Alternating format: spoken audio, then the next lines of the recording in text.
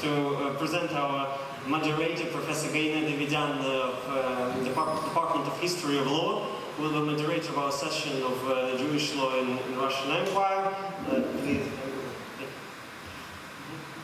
Good day, dear colleagues, dear guests. It's a big honor for me to be here as a moderator of a very interesting and, I have to say, fantastic thing. I think as a legal historian, I was checking if we had such an event in the history of our university. I think it's the first very important historical event when we are here, all of us from different parts of the world, to discuss the Jewish law for some days. And this is a very, very important event in social, scientific, political, and of course legal aspects. And I very much hope that all of you will have here interesting time in Moscow, and you'll have interesting discussions, and I very much hope that we'll learn from each other a lot about Jewish law.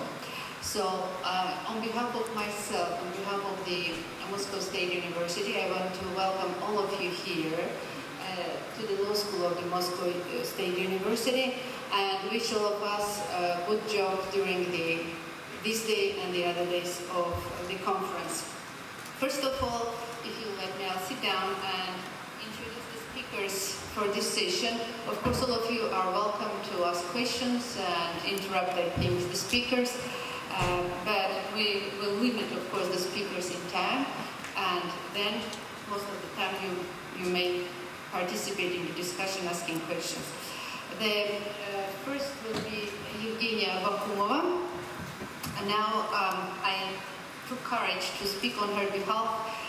By the way, I'll open a secret. Evgenia was my student, and it's a big honor for me to see my student speaking here on a conference. And sometimes, you know, the students are overreaching their professors. So the topic of Evgenia's presentation today is recognition of Jewish judicial autonomy in the Russian Empire in 18th, early 19th century. So this is her text and her material, and just her voice in this situation.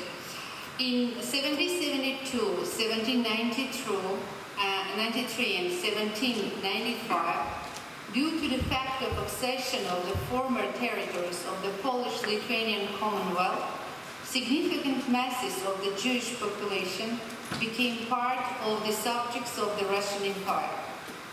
The Russian state had rarely encountered Jews and had never met organized Jewish communities before. So now the policy towards entire ones had supposed to be formed from the ground up. One of the key problems was the definition of the legal status of the Kagals, autonomous bodies consisting of elected representatives of Jewish communities. Kings of the Polish-Lithuanian Commonwealth had formerly issued special privileges which granted Kagals with ample powers in the matters of judicial procedure, tax collection, religious life, and education. In fact, the Kagals controlled all issues of the life within the Jewish communities and also mediated between the communities and the state. Initially, immediately after the accession of the Jews into Russian citizenship, those powers have been conferred. The Kagal court jurisdiction was highly wide. They conducted almost all criminal and civil trials involving Jewish fell under its cognizance, except the most serious crimes such as murder, arson, political crimes. That corresponded with Russian Empire justice system. Each estate, such as nobility, townspeople, and state peasants, had its own separate courts. And since Jews had received a specific legal status, they could practically be considered as a specific estate.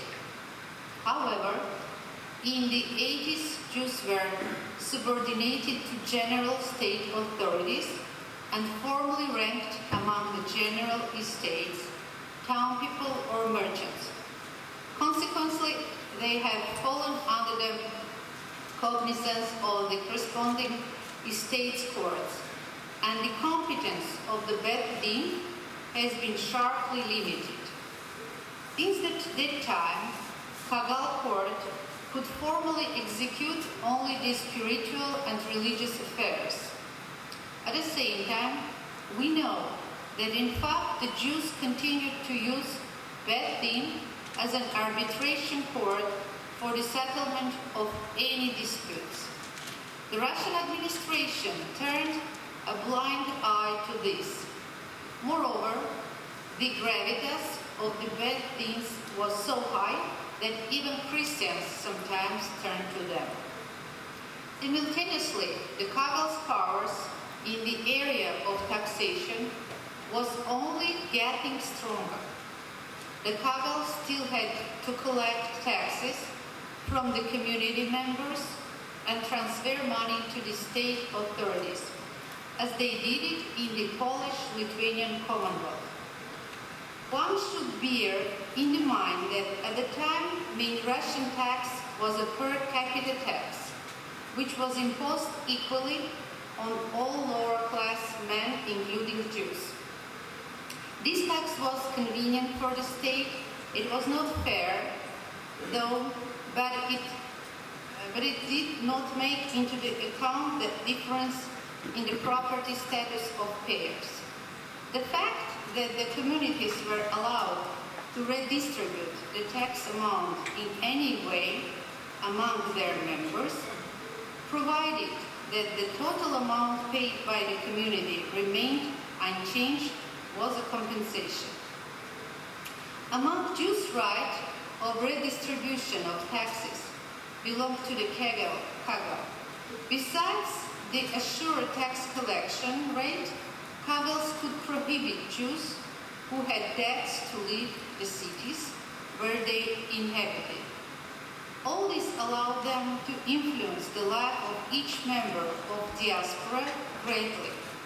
Thus, in the late 18th, early 19th centuries, the role of Kagal in Jewish communities' life was very big, but the essential estimates of this role are very different. Some historians find in the Jewish autonomy elements of pluralism and multiculturalism that can be regarded as predecessors of the minority and citizens' rights system, which is certainly wrong. The self-government of Jewish communities was a typical medieval heritage that emphasized the inequality of subjects rather than their equality. Other researchers pay attention to the Kagal top abusive acts and believe that by the 18th century, the Kagal had turned into something between Inquisition tribunal with its secret and terrible activities and the impregnable castle of the medieval baron with willfulness and despotism. It is also impossible to totally agree with this opinion because the members of the Jewish communities have always advocated their preservation themselves, although they noted individual abuses of Kabals. This can be inferred by the various reform projects which at the end of the 18th and the beginning of the 19th centuries, Jews addressed to the emperor with. Almost all of these projects were very similar to each other. They proposed to eliminate all the Kabals, oligarchic features, democratize election procedure, limit the arbitrariness of the Kabal elders, but retain administrative and fiscal autonomy necessarily. It is important to remember that both traditional Jews and the most enlightened, educated ones wanted to preserve the Kagal. In the late 18th, early 19th centuries, Jewish communities of Russian Empire were very conservative and closed. The Jews did not speak emancipation and integration into the society at all. Don't seek emancipation and integration into the society at all. For them, Kagals were both a symbol of their special way of living and a way to preserve it.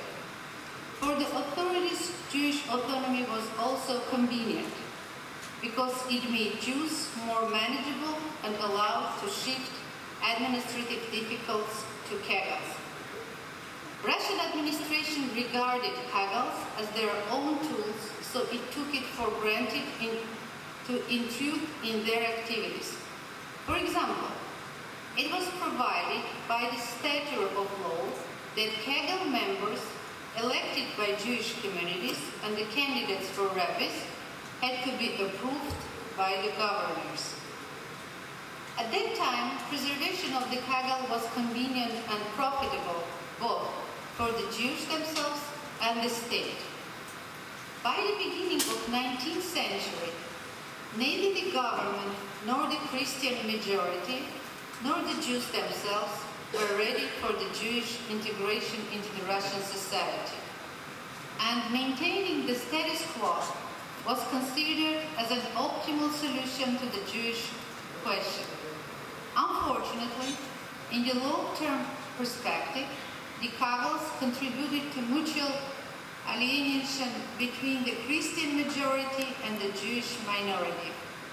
Subsequently, Kagals were eliminated in 1844, but the Russian population has already got used to perceive the Jews as interlopers.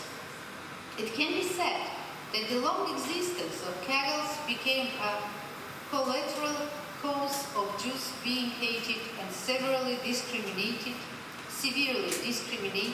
against by the end of the 19th century in the Russian Empire.